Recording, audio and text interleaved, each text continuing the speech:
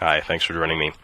Today I'm going to take a stroll down memory lane here. I want to invite you guys along with me.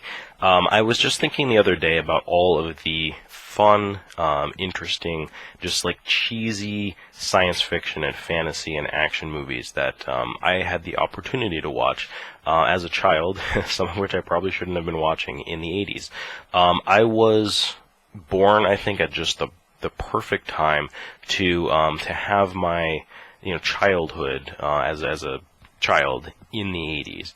I got to kind of spend my teens in the 90s, then my 20s, and now, my 30s now. And, it was fun because I have a lot of fond memories of interesting things that I saw back in the day. So I just wanted to talk about a few movies that I think, I remember fondly.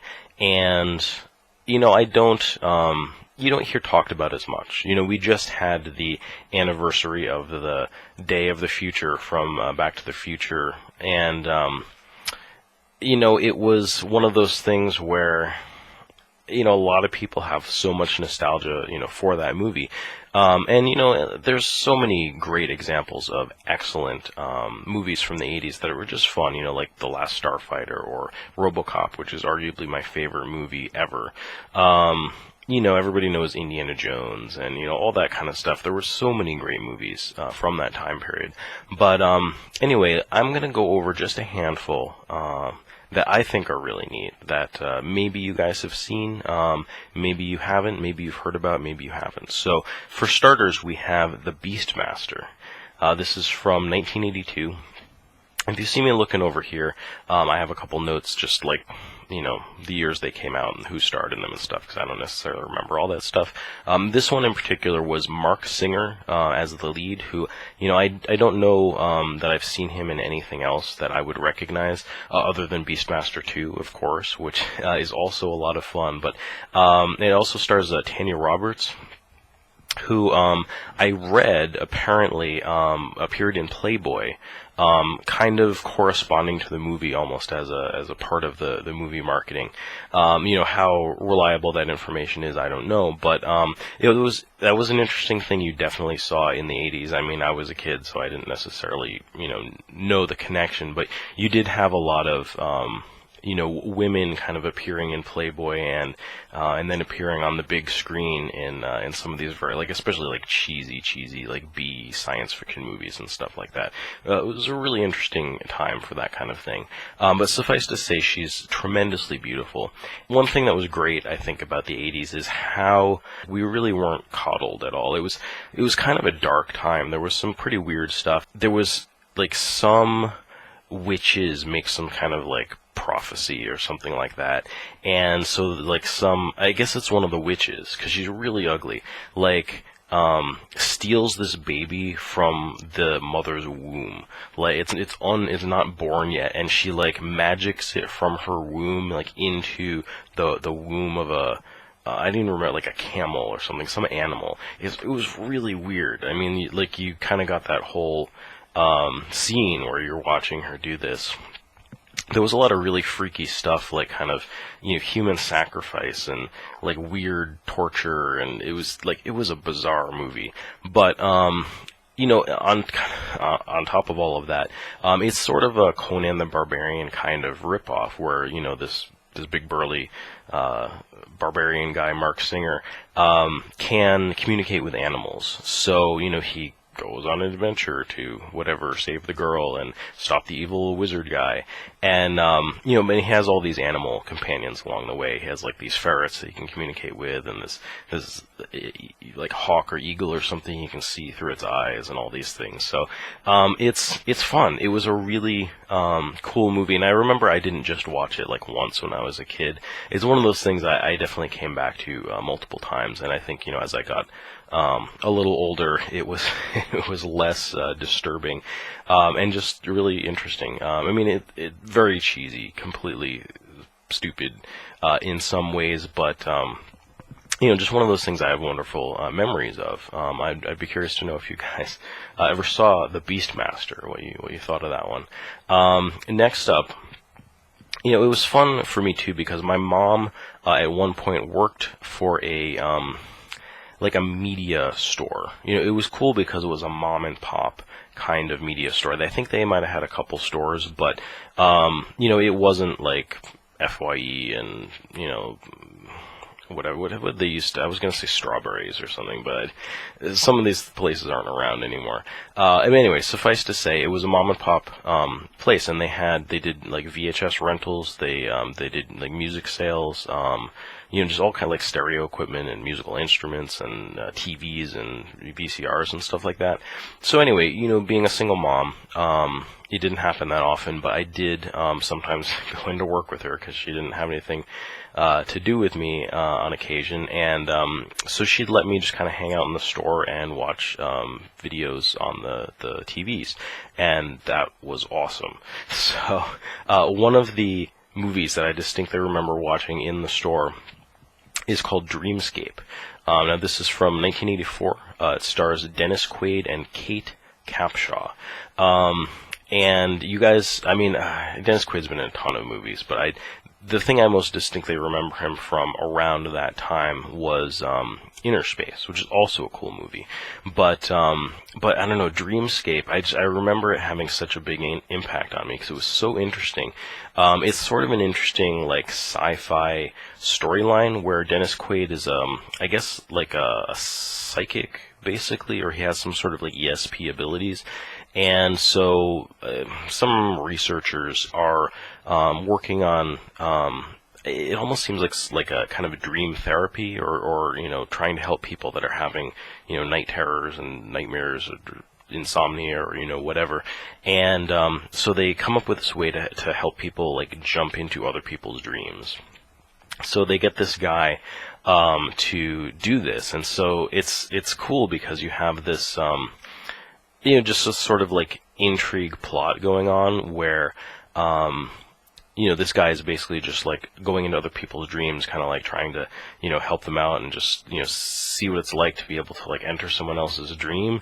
But then, like, stuff starts happening where, like, you know, he's being targeted by someone, or I kind of forget exactly how it went, but, you know, it kind of turns out that, you know, what, it's sort of like the old wives' tale, where, like, if you die in your dreams, you die in real life.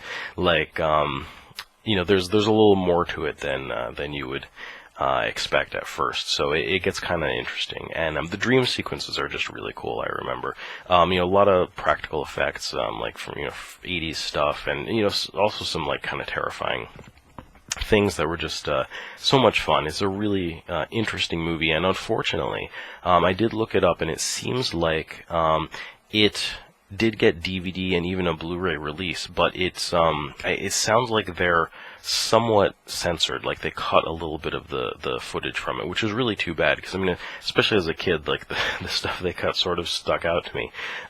It just like small stuff, but like a little bit of nudity in one of the scenes, and I even think like a little bit of the blood they toned down, which, you know, again, like I said, it was the 80s, and like it was fun because they were really I don't know, just into being schlocky and sort of maybe pushing the envelope with some of that kind of stuff, and even with, you know, these movies that were PG and stuff like that. So it's kind of sad to see like a DVD release happening later, or in Blu-ray closer to now, and having stuff cut out. You know, I mean.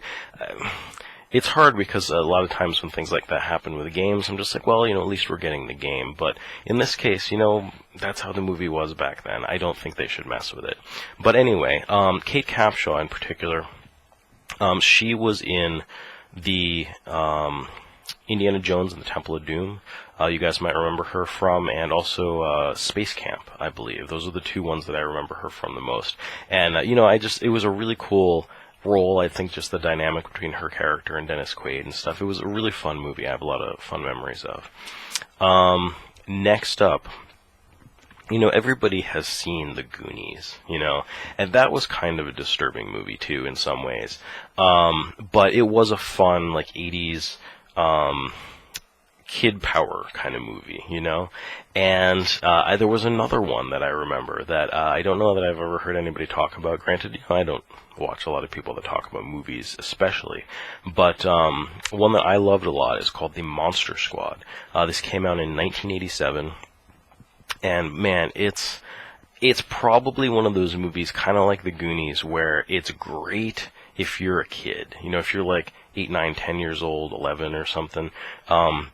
It's probably the awesomest movie you've ever seen. And it was like, you know, this group of kids basically uncover this this ancient evil. I think I had to read about it because my memory about it was foggy, but it has to do with some kind of amulet and some diary that they find that's in German. So they take it to like this old scary German guy who is able to translate some of it for them. And suffice to say, basically, you know, once every 1,000 years or something, some convergence of whatever. But like this evil thing is going to happen, and they need to try. They're the only ones that know about it, so they have to try to stop it. This, you know, group of kids. It's really fun, and but it basically stars like the evil monsters are like these classic. You know, sort of old black and white movie monsters. So it's like Dracula and Frankenstein and a werewolf and like some merman or something. And it has such a great sense of humor. I mean, I would be really curious to compare Monster Squad and Goonies, you know, side by side and really see which one holds up better. I remember Monster Squad being funny and fun. At the time, it was just a really, really enjoyable thing as a kid at the time. So, definitely one I don't hear people talk about ever. Next up, definitely something I shouldn't have been watching in the 80s, which is a horror movie called Waxwork. I don't know if you guys have ever seen this, but I remember I ended up seeing it at a friend's house. And it was cool. I mean, it freaked me out a bit at the time, but it's again a really interesting premise. Yeah, I seem to remember like the special effects were quite good. These, you know, of course, a group of teenagers is kind of like the slasher movie. They all go to this waxwork, and they go in, you know, and they're looking at all these different wax displays of, you know, a lot of it is stuff also from like classic monster movies. But of course, you know, not everything is as it seems, and they can get sucked into these waxwork scenes. And they get trapped in them and killed in them, of course. So it's really cool. Just the variety of the scenes that they have and how they have all of the individual characters kind of get drawn into their own like weird waxwork scene, and then and some of them are like they're pretty disturbing. You've got again like a werewolf one, which I just remember was really unique and interesting. There's a vampire one. There's some gross, cool stuff in this movie. And anyway, I thought it was, I mean, it made a lasting impression on me, I think, just because I was young, but it was, I just remember it being really cool, too. Apparently it stars Zach Galligan, who was the guy in Gremlins, like the main guy, the main character. So, yeah, so anyway, Waxwork. I don't know if you guys have seen that, but that was a pretty fun one. Another one that, you know, I think this was really a movie, I don't know if it was ahead of its time, but it really wowed me at the time. You know, again, like I said, you know, stuff like RoboCop or something like that, that was amazing. And this is also kind of dealing with future like robotics. It stars Tom Selleck. Oh, sorry, I don't know if I said the name. I'm talking about Runaway. So it's a robot sci-fi movie with Tom Selleck. This was from 1984, directed by Michael Crichton. I think it might have been written by Michael Crichton too. And I should go back into Michael Crichton's like, movie career a little bit more, because I saw Westworld finally, which was great. It's a really good movie. That's another one I don't know if you guys have seen, but it's super good. But this is one of those ones that he did, also, in addition to, you know, writing novels and things like that. And it's good. This has Tom Selleck, it has Kirstie Alley, and it has Gene Simmons from Kiss, you know, the long tongue that I can't do.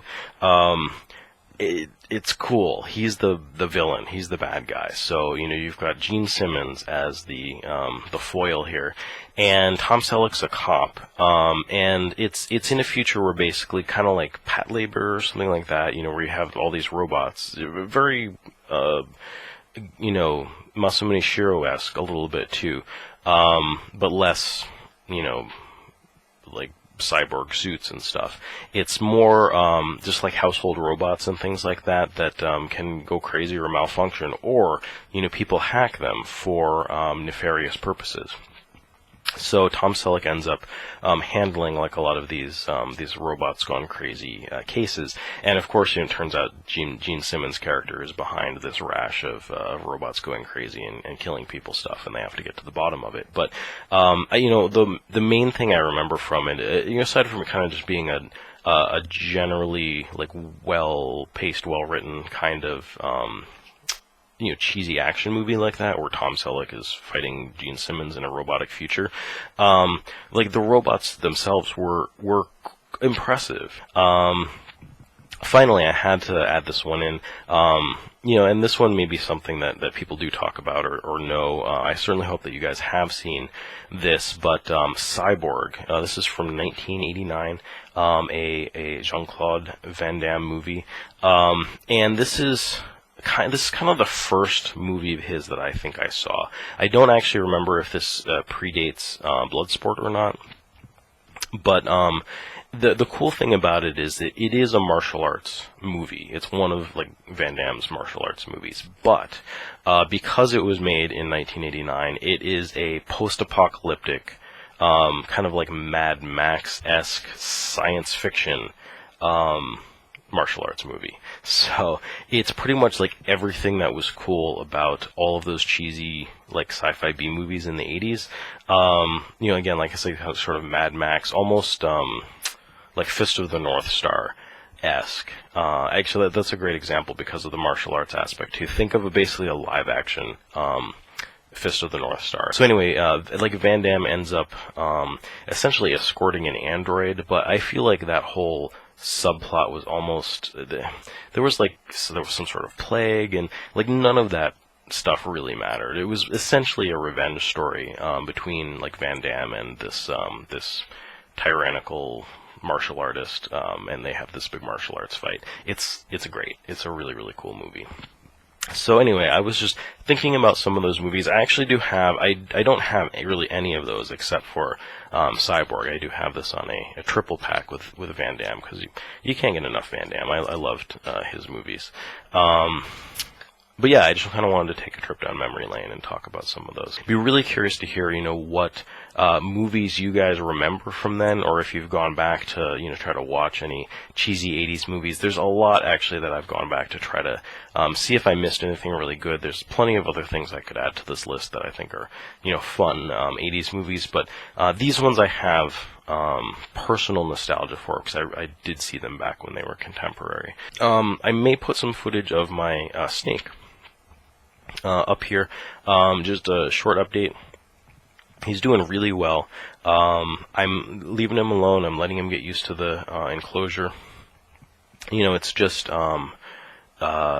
taking it very slowly, and I love it because he's eating well now. He had his second meal last night, and I did set up a little video camera because I was just curious to see if I could actually capture him eating, because I just want to make sure that he's eating, and I just thought it'd be fun to see. But he it's dark, actually, because I just wanted to give him as much kind of privacy and sort of a feeling of comfort as I could. So the video is pretty grainy and not all that great, but if you want to watch it, it's maybe 3, 4 minutes of my snake grabbing his second mouse and starting to consume it. So anyway, thanks for watching, and I hope you'll join me again.